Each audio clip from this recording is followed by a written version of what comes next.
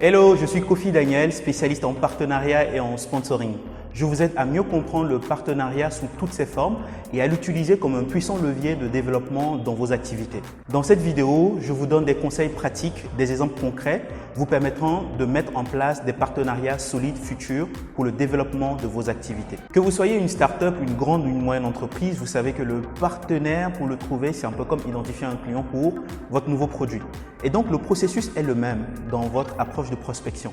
Et donc, dans cette vidéo, je vous présente 8 points simples qui vous permettront de pouvoir prospecter de manière efficace des partenaires qui pourront vous aider dans la croissance de vos activités. Le premier point dans le processus de prospection, c'est l'identification de votre cible. Si vous êtes une start-up qui évolue dans le marketing digital, votre cible pourrait être des start-up en croissance, en quête de visibilité pour le lancement de leurs nouveaux produits ou de leurs nouveaux services. Le point numéro 2, une fois que vous avez fini d'identifier votre cible, c'est partir à sa recherche. Dans notre cas spécifique, vous avez la possibilité d'utiliser des annuaires en ligne qui sont d'excellentes sources pour identifier des startups, des entreprises par secteur d'activité, ou vous avez la possibilité d'utiliser des réseaux sociaux comme LinkedIn ou qui sont très adaptés pour les professionnels pour pouvoir les identifier.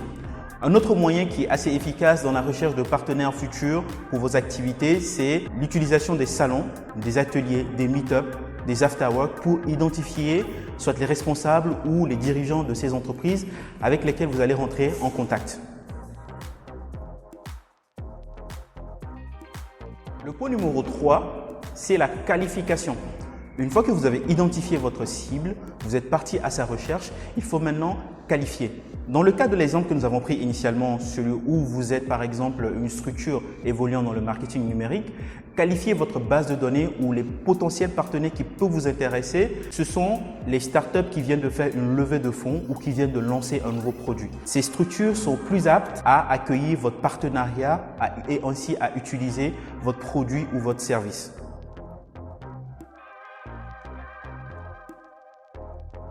Le point numéro 4, c'est l'approche initiale. Vous avez plusieurs moyens de pouvoir mettre en place la relation avec votre entreprise ou la structure avec laquelle vous avez envie de travailler.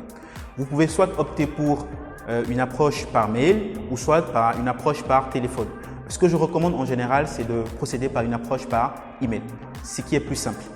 Attention surtout à ne pas envoyer des emails bateaux, des emails que vous envoyez à tout le monde, des emails qui ne sont pas personnalisés. Cela peut frustrer votre partenaire et il pourra ne pas vous prendre au sérieux car pouvant se dire que vous n'avez pas compris réellement son besoin. Et donc si vous décidez d'envoyer un email, faites attention à envoyer un email qui est ultra personnalisé, un email qui montre systématiquement que vous avez réellement compris le secteur d'activité dans lequel évolue votre partenaire et que vous comprenez réellement ses besoins. En point 5, c'est la présentation de votre proposition de valeur. Qu'est-ce que vous avez de plus que les autres concurrents qui sont déjà venus voir votre partenaire? Qu'est-ce que vous avez d'innovant? Quelle est votre solution la plus idoine pour répondre aux besoins de votre client ou de votre futur partenaire? Il est important dans cette étape de pouvoir clairement identifier, comme on l'a dit précédemment, le problème qui dérange le plus votre partenaire, ce qu'on appelle en général son pain point ou les points de douleur, et vous allez construire ensuite une solution bien calibrée pour répondre à ce problème. Ce qui va permettre au partenaire de pouvoir atténuer cette douleur et par conséquent de développer son activité. Donc, dans votre proposition de valeur, faites en sorte de pouvoir rassembler le maximum d'éléments permettant aux partenaires ou aux futurs clients de pouvoir systématiquement adhérer à votre proposition car ayant identifié des points lui permettant de répondre à ses besoins.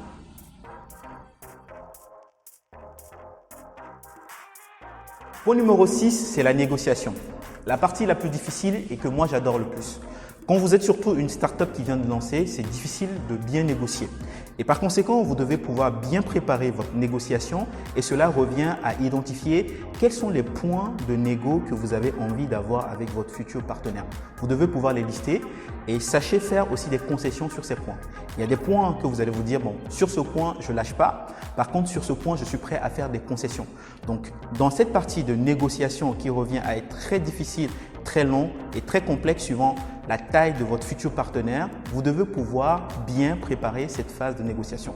Nous allons revenir dans les prochaines vidéos sur comment vous allez pouvoir bien préparer votre négociation.